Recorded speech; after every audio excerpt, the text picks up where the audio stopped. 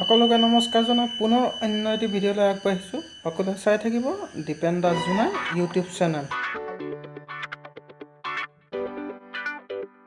সকলোৱে আমাৰ চেনেলটো লাইক শ্বেয়াৰ কমেণ্ট কৰি দিব আৰু নতুন যিসকল এতিয়ালৈকে আমাৰ চেনেলটো ছাবস্ক্ৰাইব কৰা নাই সেইসকলে ছাবস্ক্ৰাইব কৰি দিব, লগতে কাষত থকা বেল আইকনটো টিপি দিব যাতে আমাৰ নতুন নতুন ভিডিঅ'বোৰ সকলোৱে পাই থাকে। ডাৱৰীয়া বতৰ, ৰাতিপুৱাৰ পৰা একেৰাহে বৰষুণে দি আছে। পাছবেলা অকণমান বৰষুণ এৰিছিলে, গোটেই দিনটো ঘৰৰ পৰা ওলাই যাব পৰা নাছিলোঁ। যেতিয়া বৰষুণ যাক এৰিছিল অকণমান ওলাই গৈছিলোঁ, তাকে ওলাই যাই পিনে কিনো কৰিম বুলি অকণমানকৈ ভিডিঅ' এটা বনালোঁ, তাকে লৈ পিনে আহিছোঁ আপোনালোকৰ মাজত। এতিয়া সময় 3:22, ৰাতিপুৱাৰ পৰা একেৰাহে ধাৰাসাৰ যি বৰষুণ দি আছে, বৰষুণৰ যিটো উৎপাত, অকণমানো ঘৰৰ পৰা ওলাই আহিব পৰা নাই। তথাপিও এতিয়াহে ছাতি লৈ ওলাই আহিছোঁ, যিহেতু এতিয়া বৰষুণ অকণমান কমিছে। কিমাননো ঘৰত সোমাই থাকিম, মাথাটোৱে নষ্ট হৈ যায় সোমাই থাকি। তাকে অকণমান ওলাই আহিছোঁ।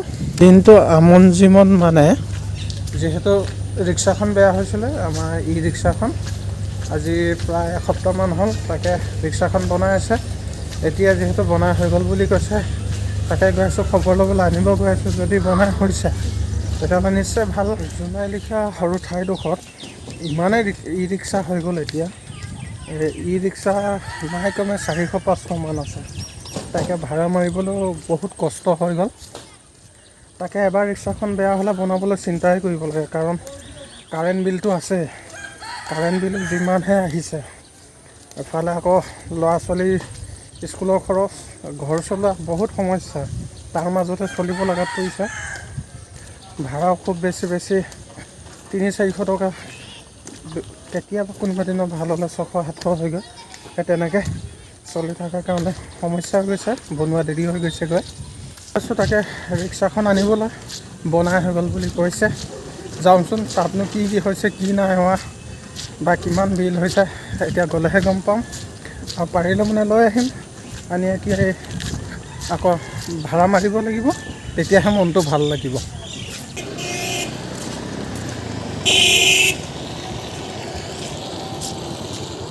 আহি পাই গৈছোঁ গেৰেজত, ভিতৰলৈ সোমাই গৈছোঁ।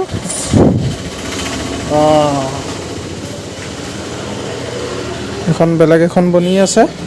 আমাৰখন ইতিমধ্যে বনাই হৈ গৈছে। অকণমান টেষ্ট কৰি চাবলৈ এজনে লৈ গৈছে, সেইকাৰণে অপেক্ষা কৰি আছোঁ।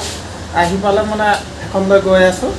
এফালে মণ্টু ভূঞা অন্য ৰিক্সা এখন বনাই আছে। এতিয়া আমাৰখন হৈ যোৱাৰ পিছত এখন বনাই আছে।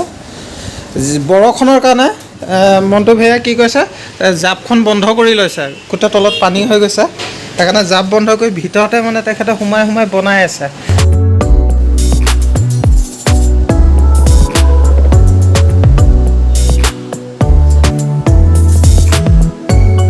ফাইনেলি ৰিক্সাখন আহি পাই গ'ল। তাকে এবাৰ আমিও চলাই চাওঁ।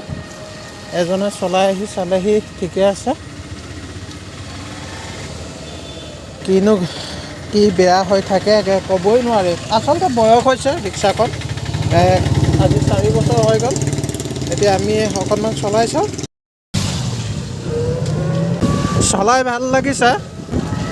ৰিক্সাখনত বস্তুখনত পাইহে আজি মনটো ভাল লাগিছে। খুব ধুনীয়াকৈ বনাই দিলে। মণ্টু ভূঞাক ধন্যবাদ জনাব লাগিব, কাৰণ ৰিক্সাখন বহুত বেয়া হৈ আছিলে। আৰু সঁচাকৈ এতিয়াহে মনটো ভাল লাগিছে ৰিক্সাখনত বহিবলৈ পায়। আমি একেবাৰে অকণমান চলাই চাওঁ বুলি আহি একেবাৰে মেডিকেল পাই গ'লোহি। এতিয়া আকৌ গৈ আছোঁ মণ্টু ভূঞাৰ ওচৰলৈ। যাই পেলাই অলপমান কথা পাতিব আছে, পতাৰ পিছত আকৌ আমি ওলাই যাম। সন্ধিয়া সময়, এতিয়া প্ৰায় 6:30-7টা বাজিবলৈ হৈছে। আমি প্লেটফৰ্মত অকণমান ৱাক কৰোঁ বুলি ওলাই আহিছিলোঁ, তাকে ৱাক কৰি আছোঁ। বহুত দিনৰ মূৰত ৱাক কৰিবলৈ ওলাই আহিছোঁ যে অকণমান ভাগৰ লাগি গৈছেগৈ। তথাপি কৰি আছোঁ আৰু অলপ সময় কৰিম এনেকৈ। বৰ্তমান ৱাক কৰি আহি ঘৰৰ পদূলিৰ সন্মুখত অলপ আমাৰ ৰাস্তাটো বোকা, যিহেতু গাঁৱলীয়া ৰাস্তা, বোকা পানী বেছি আৰু আন্ধাৰ বেছি। এয়া জপনা পাই গ'লোঁ, জপনা খুলি পেলাই এতিয়া ভিতৰলৈ সোমাই গৈ আছোঁ। বৰষুণ বতৰ গোটেই গেলি গৈছে জেগাডোখৰ, একেবাৰে বোকা, এফালে জংঘল, বৰষুণৰ কাৰণে জংঘল চাফা কৰিবই পৰা নাই। এফালে ফুলখিনিৰো একেবাৰে সম্পূৰ্ণ অৱস্থা বেয়া হৈ গৈছে বৰষুণৰ কাৰণে। ইমানে বৰষুণ, একেৰাহে বৰষুণ হোৱাৰ কাৰণে গোটেই ফুলখিনি বেয়া হৈ গৈছে। ধুনীয়াকৈ ফুলি আছিলে, কিছুমানটো বৰষুণৰ কাৰণে গেলি গৈছে, কাৰণ সম্পূৰ্ণ পানীয়ে পৰি থাকে। ৰ'দ বৰষুণ সম্পূৰ্ণ পায় বা ফুলখিনিয়ে, তেনেকৈ কোনো ছাল বনাই দিয়া হোৱা নাই। এয়া পাৰিজাত আজি দুদিনমানৰ আগত ফুলিছিলে, বৰষুণৰ কাৰণে সম্পূৰ্ণ বেয়া হৈ গ'ল, এতিয়া নায়ে ফুলা। কমেও 5পাহমান ফুলিছিলে, তাৰ ভিডিঅ'টো আমি ল'বও নোৱাৰিলোঁ। ল'ম কৰোঁতে ৰাতি হ'ল, থাকি গ'ল। এইজোপাও অকণমান ভালেই হৈ আছে ওপৰত থকাৰ কাৰণে, যিহেতু পানী কম পায়। এইকেইজোপা ভিজিয়ে আছে সম্পূৰ্ণ, পানী ক'ৰবাত পানীয়ে আছে টাববিলাকত। ইফালে পোকেও খাই দিছে। এইখিনি ফুল বাৰু ধুনীয়া হৈছে, এন্থৰিয়ামজোপা ভাল হৈ আছে। বাকী এইফালে কচু ফুলজোপা, আকৌ ইফালে লতা ফুলখিনি সম্পূৰ্ণ বেয়াই হৈ গৈছে ফুলখিনি। বৰষুণৰ কাৰণে এনে হৈছে, বেছি বৰষুণ হোৱাৰ কাৰণে গোটেই মৰহি গৈছে, গেলি গৈছে ক'ৰবাত। গোটেই ফুলৰ অৱস্থাই নাই। ভাবি আছোঁ বৰষুণ এৰিলে, ৰ'দ দিলে মানে আকৌ ফুলখিনি যতন ল'ম, তেতিয়া ভাল হ'ব বুলি ভাবিছোঁ। কি হয়গৈ কেনেকৈ। তাৰপৰা এই ঢেকীয়া ফুলটোতো সম্পূৰ্ণ গেলিয়ে গৈছেগৈ, কি হৈছে কি নাই হোৱা ধৰিবই পৰা নাই। বৰষুণৰ কাৰণে হৈছে বুলি ভাবিছোঁ। এই ফুলৰ পাতবিলাকো পোকে খাই দিছে।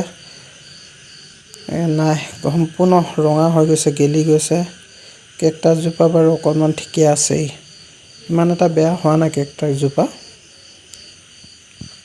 স্নেক প্লাণ্টৰো ঠিকে আছে, পানী পালেও ইমান বেয়া নহয়। উপায় নাই আৰু, ৰখাবতো নোৱাৰি, কাৰণ ভিতৰত ৰাখিবলৈ ইমান জেগা নাই, ভিতৰত থ'ম বুলি ক'বলৈও। এইকেইজোপা বাৰু ঠিকে আছে, নতুন পাতো ওলাইছে, ভাল লাগিছে। পাত ফুলে হয়, সম্পূৰ্ণ পাতৰে 2-3টা ৰং হয় কাৰণে ভাল লাগে। আৰু এইজোপা ইমান ওখ হৈছে, বৰষুণ হোৱাৰ কাৰণে বেছি ওখ হৈ গৈছেগৈ, খুব ধুনীয়া লাগিছে। তাতে বৰষুণৰ টোপাল পৰি আৰু জিলিকি আছে। এইফালে এইজোপাও বহুত বাঢ়ি গৈছে, ওখ হৈ গৈছে, আৰু দুদিনমান পিছত হয়তো ওপৰ চটখন চুইয়ে দিব যেন লাগিছে। আৰু হাত ভৰি ধুই ভিতৰত সোমাই অলপমান বহি, যিহেতু ভাগৰ লাগি আহিলে, তাৰপৰা চাহ খাব লৈছোঁ, লাল চাহকণ খাই ভাল লাগে। ইয়াকে দেখালোঁ, ইমানতে ভিডিঅ'টো সমাপ্ত কৰি দিলোঁ। তো আজিলৈ বাই বাই।